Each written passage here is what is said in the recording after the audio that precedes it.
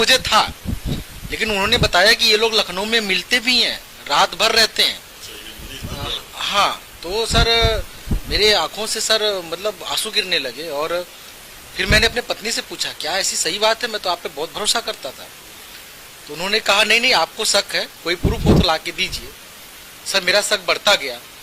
ये 21 दिसंबर को घर से निकली लखनऊ के लिए कि मीटिंग है। फिर भी सर मैं भी इनको बिना बताए इनके पीछे पीछे लखनऊ आया और मैंने सर अपने आंखों से देखा ये लोग विभूति खंड स्थित मैरियार्ड होटल में रात भर रुकते हैं। और रात भर रुकते हैं जिसकी बुकिंग मनीष करता है। किसके आईडी से बुकिंग था? ये सर बुकिंग मनीष के आईडी से। और लोग रहते हैं वहाँ रात भर, सुबह निकलते हैं, 5,000 का बिल जमा करते हैं।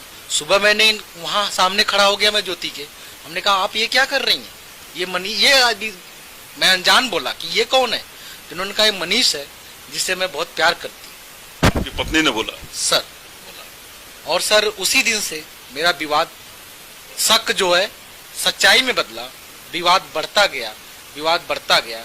फिर विवाद आज यहाँ तक पहुँच गया है कि मेरी पत्नी ये बार बार मुझे कहती हैं कि मुझे स्वेच्छा से तलाक दे दो, वरना मैं कोर्ट जाऊंगी, कोर्ट से तलाक लूंगी, उसमें भी नहीं दोगे तो मैं तुम्हारे ऊपर 376 अन्य गंभीर धाराएं लगा कर मैं पूरे परिवार को बर्बाद कर दूंगी, जेल भेज दूंगी, तलाक तुमसे लेके रहो। आपकी पत्नी का जी मनीष ने भी धमकी उमकी आपको दी कभी? सर मुझे एक बार हम लोग पारिवारिक ऐसे मनीष को लेकर झगड़े हो रहे थे, तो प्राय जब भी झगड़े पारिवारिक पति पत्नी में होते थे जी तुरंत मनीष को कॉल लगा देती थी। तो एक बार मैंने देखा उनकी कॉल चल रही थी, तो हमने कहा कि स्क्रीन पे लिखा था मनीष दुबे, तो मैंने कहा मनीष को आप कॉल क्यों लगाई हैं, ये अच्छी बात नहीं है, पति पत्नी की बातें हैं, सुलझा लिया जाएगा, परिवार को बुलाया जाए। मैंने कहा अपने मम्मी पापा को बुलाइए, मेरे मम्मी पापा आ जाए, सब लोग बैठ के बातें कर लें, जो गलतफहमियां दूर कर लिया जाए। तो उन्होंने कहा नहीं मनीष मेरा सब कुछ है, मैं उसको सुनाऊंगी और आपको जो करना हो वो कर लीजिए। उसी समय मनीष दुबे ने मुझे फोन पे कहा कि ज्योति को तलाक दे दो, क्योंकि मैंने ज्योति की वजह से ही अपने पत्नी को भी तलाक दे रहा हूँ। ज्योति जी तुरंत मनीष को कॉल लगा देती थी। तो एक बार मैंने देखा उनकी कॉल चल रही थी, तो हमने कहा कि स्क्रीन पे लिखा था मनीष दुबे, तो मैंने कहा मनीष को आप कॉल क्यों लगाई हैं, ये अच्छी बात नहीं है, पति पत्नी की बातें हैं, सुलझा लिया जाएगा, परिवार को बुलाया जाए। मैंने कहा अपने मम्मी पापा को बुलाइए, मेरे मम्मी पापा आ जाए, सब लोग बैठ के बातें कर लें, जो गलतफहमियां दूर कर लिया जाए। तो उन्होंने कहा नहीं मनीष मेरा सब कुछ है, मैं उसको सुनाऊंगी और आपको जो करना हो वो कर लीजिए। उसी समय मनीष दुबे ने मुझे फोन पे कहा कि ज्योति को तलाक दे दो, क्योंकि मैंने ज्योति की वजह से ही अपने पत्नी को भी तलाक दे रहा हूँ और हम दोनों लोग शादी करेंगे। अच्छा, अपनी पत्नी को तलाक दे दिया? हाँ, उनका कोर्ट में चल रहा है, उनका दिया नहीं है, अभी मामला पारिवारिक कोर्ट लखनऊ में चल रहा है। उनकी पत्नी ने जैसा बताया। उनकी पत्नी ने डीजी को शिकायत नहीं किया? डीजी से मिली वो, लेकिन वो एक महिला होते हुए उन्होंने कहा कि मैं कहाँ भाग पाऊंगी भैया, इसलिए वो थोड़ा से कमजोर पड़ गए। ये ASDM D क्यों लिखा है मनीष का नाम, तो उन्होंने कहा घर का कोई व्यक्ति न जान पाए इसलिए लिखा है, लेकिन इसकी भी जरूरत नहीं है, अब मैं मनीष ही लिखूंगी। ये ऑडियो मेरे पास उपलब्ध है। तो आपने इसकी शिकायत होमगार्ड विभाग या शुगर मिल में, आपकी पत्नी इस समय बरेली में मैनेजर के पोस्ट पे, दोनों जगह सीनियर ऑफिसर से आपने कंप्लेन की? सर मैंने इसकी शिकायत सर दोनों लोगों से की है और बरेली शुगर मिल को भी सर लेटर दिया है और डीजी सर के ऑफिस में 16 तारीख को मैंने रिसीव कराया लेटर, पिछले 16 को। आप मिले डीजी BK मौर्य जी? हाँ, मैं सर गया, अपनी सारी बातें बताई कि सर मेरी रक्षा कीजिए सर और मेरा परिवार बचा लीजिए, क्योंकि सर मेरी इन दोनों हमारे पति पत्नी और उस मनीष की वजह से मेरी बेटियां सर बहुत परेशान हो रही हैं, बहुत प्रेशर झेल रही हैं। मुझे सर रो रो के कहती हैं पापा आप आ जाओ, मुझे आपके साथ रहना है। सर मेरा एक बसा बसाया घर इस मनीष दुबे की वजह से बर्बाद हो गया है सर।